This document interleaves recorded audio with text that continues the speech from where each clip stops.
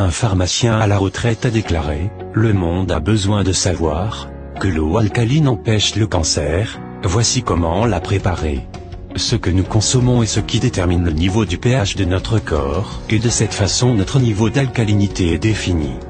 Et plus l'acidité de notre corps augmente, plus le risque de cancer augmente. Cependant, nous pouvons éviter ces effets grâce à l'eau alcaline et aux légumes, qui équilibrent les niveaux acides et alcalins de notre organisme. Comment cela fonctionne? Découvrons-le ensemble. Qu'est-ce que l'eau alcaline? L'eau alcaline se réfère à son niveau de pH. Le niveau de pH est un nombre qui mesure l'acidité ou l'alcalinité d'une substance sur une échelle de 0 à 14. Par exemple, quelque chose ayant un pH de 1 est très acide, et un pH de 13 est très alcalin alors que 7 désigne un pH neutre. L'eau alcaline a un pH plus élevé que l'eau potable ordinaire. Pour cette raison, certains défenseurs de l'eau alcaline disent qu'elle neutralise l'acidité dans le corps. L'eau potable normale a généralement un pH neutre de 7. L'eau alcaline a généralement un pH de 8 ou 9. Avantage de l'eau alcaline pour le corps. Il existe plusieurs études qui suggèrent que l'eau alcaline est utile pour certaines pathologies. Une étude de 2012 a révélé que boire de l'eau alcaline avec un pH de 8,8 peut aider à désactiver la pepsine, qui est la principale enzyme responsable du reflux acide.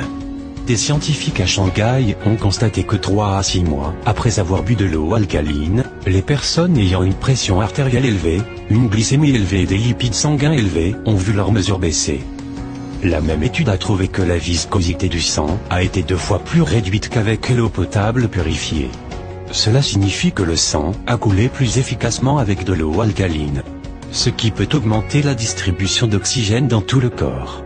Eau alcaline et cancer. L'eau alcaline est l'un des antioxydants les plus puissants, qui purifie le corps. Par sa consommation, elle peut renforcer le système immunitaire et éliminer les acides. Les acides sont responsables d'effets indésirables dans l'organisme tels que la fatigue, une mauvaise digestion, un gain de poids. Il favorise aussi les maladies telles que le cancer. Dr Otto Warburg, lauréat du prix Nobel, avait déterminé qu'au moins 95% des cancers connus se sont développés dans des environnements acides. De même, il a montré que le cancer ne peut progresser dans un organisme alcalin avec un pH supérieur ou égal à 7,36. De cette façon, il relie l'acidité avec cette maladie et d'autres maladies chroniques telles que le diabète, les maladies cardiovasculaires et l'ostéoporose notamment.